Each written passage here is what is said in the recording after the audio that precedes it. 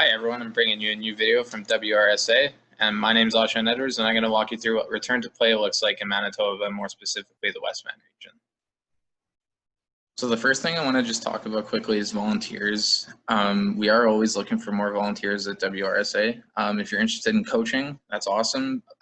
Specifically, we are looking for people to help screen and help with a hand sanitizer at sessions. So if you're interested in that, just please send an email to one of us. It'll be in the description down below. Next is coaching mentorship, similar to volunteers, but this is just if you're more specifically interested in coaching or even learning how to coach. You can come to the sessions in the shadow. You can come to coaching seminars that we're actually going to be hosting. Some more information is coming out with that soon.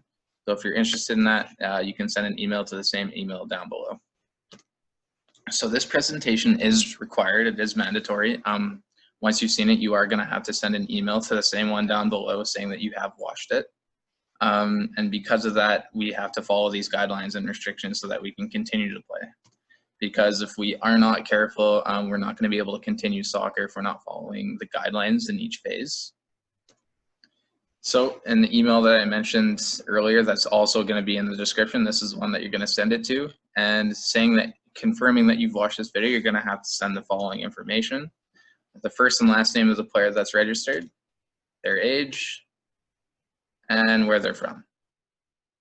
So that's it. So the return to play guidelines that we're going to be going over are based off of Sport Manitoba, Soccer Canada, Soccer Manitoba, and the Manitoba Health Guidelines. And all of these guidelines and precautions are based on a multi-stage approach, very similar to what the province is going through. And we are currently in phase 1, which began on June 17th. And any stage past that is just speculation. It's not for sure when it's going to happen, but we're hoping it can happen as soon as possible. So everything that we're going through today is specific to those guidelines. So this is just a quick screen for you guys to see what we're going to be going over today. Specifically, the main things that we should be focusing on is precautions, because those are what's going to cover throughout every stage that we're in, no matter what. And stage 1 is where we're at right now. Stage 2 and 3 is where we want to get to and progress to, but for right now, precautions, that's going to cover every stage, and stage 1 where we're at. So as I said, precautions are going to cover every stage that we're in. So one of the things that we're going to have to do is players, parents, and coaches must self-assess prior to any session that you're attending. The link for this in the description is it's basically just a quick questionnaire asking you how you're feeling. Nobody with any symptoms are going to be allowed to attend training sessions. We want as many people as we can get, but just for safety reasons, it's better if you're not feeling well to just stay home. All players must have a signed waiver. This is actually in your registration, so you don't have to worry about emailing or sending an extra waiver in. This is actually covered in your registration, but it's basically guidelining the COVID with what's going on in the safety precautions with that. Another thing is that no indoor facilities are going to be open. With that being said, it's big on bathroom breaks. So if your child or you even need to go to the bathroom, you're going to have to leave, come back, re-sanitize and all that. So just a heads up that no indoor buildings are actually going to be open. So just continuing on with this, you must sanitize your hands prior to and after the activities. So you're going to get water breaks in between, and you'll have a chance to drink some water and hand sanitize. And when you show up, a coach or volunteer is actually going to sanitize your hands for you.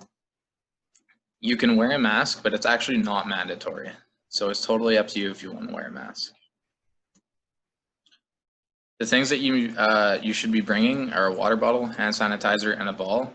And we would like it that you label all of those so that there's no confusion and there's no touching, accidental touching, because if there is, you're going to have to re-sanitize. So if you can label everything that you bring, that's going to be awesome. You're actually going to have your own space where you can put that too. I'll get to that in a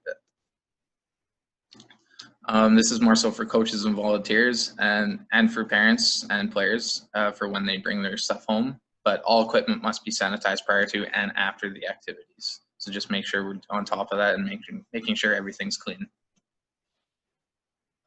This is a big one. One parent or guardian, you have to stay with your child at all times. The training sessions are actually even planned out around this a little bit. So if you are not planning on staying with your child, I'm sorry, but that's just the rule. You're going to have to stay with them. And once the training session is over, everyone must leave. With that being said, we would like it that you show up ready and ready to go. And when it's time to go, we would like you to leave, just because we have buffer times and we don't want anyone just hanging around. It just gives the coaches a chance to sanitize everything and get everything ready for the next group coming in. So if you can leave as fast as possible, that would be awesome. If your player gets injured, you can totally deal with it yourself. But if you want a coach to deal with it, the coach would actually have to wear gloves and a mask, which is actually going to be provided to them in a coaching package. But otherwise, if you live with your child, then you can deal with it yourselves as well.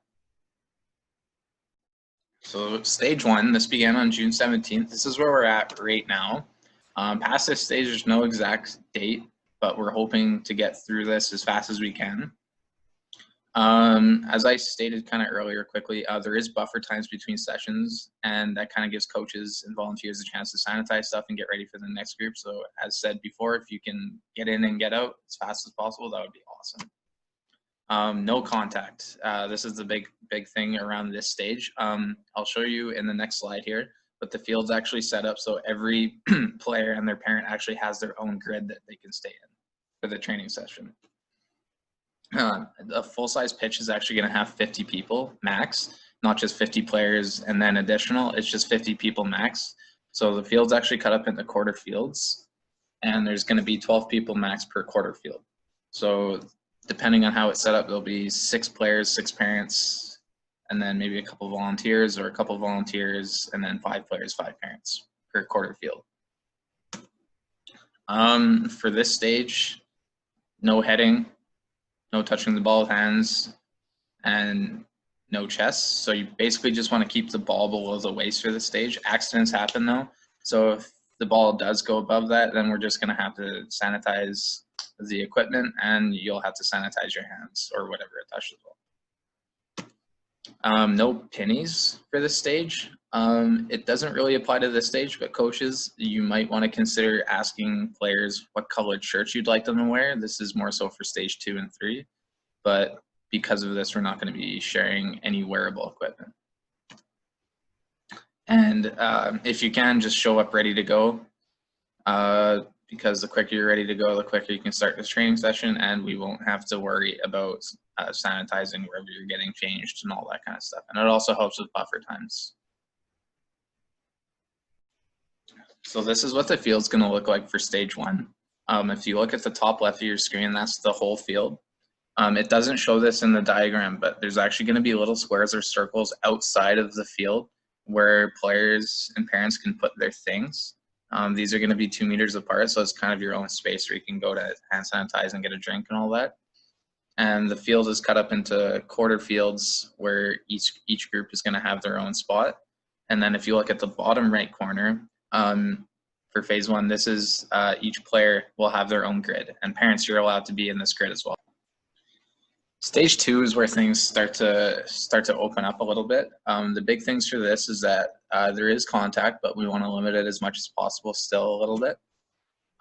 Equipment, so if a child brings their own ball and let's say they accidentally touched it with their own hands, it's not a big deal if this is their own ball. We're not going to make them sanitize the ball in their hands, but if they were to touch another person's ball, they would still need to sanitize.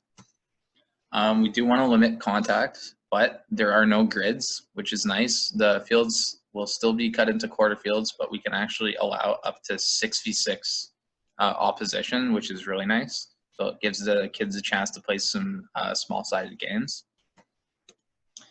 If there are multiple groups going on, we obviously want to keep the distance between that. That's because that's why the fields are going to be cut into quarter fields still.